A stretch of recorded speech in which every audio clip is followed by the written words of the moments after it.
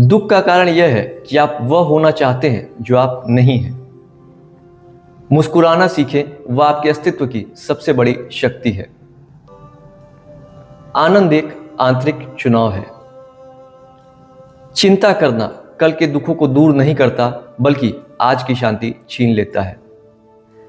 एक उदास संत से बड़ा कोई विरोधाभास नहीं है।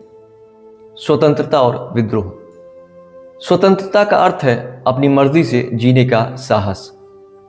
विद्रोह का अर्थ है अतीत की बेड़ियों को तोड़ देना।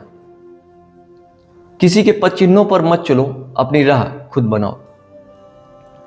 समाज आपको एक मशीन बनाना चाहता है, लेकिन आपको एक मनुष्य बने रहना है। असली स्वतंत्रता दूसरों से नहीं, बल्कि अपने ही मन के विकारों में से है। भीड़ का हिस्सा बनना आसान है, लेकिन अकेले खड़ा होना साहस का काम है। अपनी चेतना के मालिक बने, गुलाम नहीं। जो व्यक्ति स्वतंत्र है वह कभी किसी का अपमान नहीं करता। परंपराएं मरी हुई चीजें हैं, जीवन हमेशा नया होता है। अपनी आत्मा को किसी के पास गिरवी मत रखो। ईश्वर और धर्म। ईश्वर कोई व्यक्ति नहीं, बल्कि एक अनुभव है।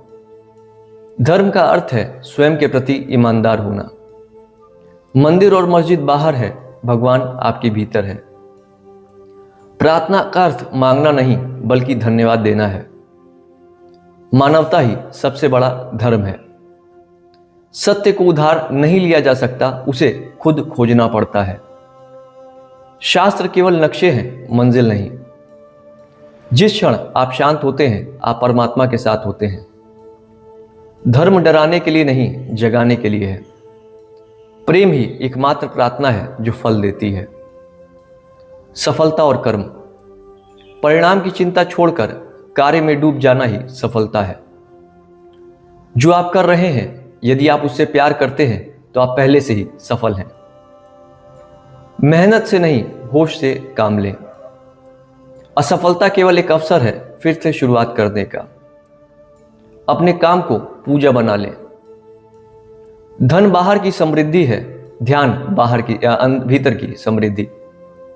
रचनात्मकता परमात्मा का हिस्सा होने का तरीका है। समय का सदुपयोग करना ही बुद्धिमत्ता है। छोटे छोटे कामों को भी बड़ी जागरूकता के साथ करें। जो दूसरों पर विजय पाता है वह बलवान है, जो स्वयं पर विजय पाता है वह शक्तिशाली है। प्रेरक और विविध। अपने घावों को छिपाए नहीं, उन्हें भरने दें। क्रोध दूसरों को जलाने से पहले खुद को जलाता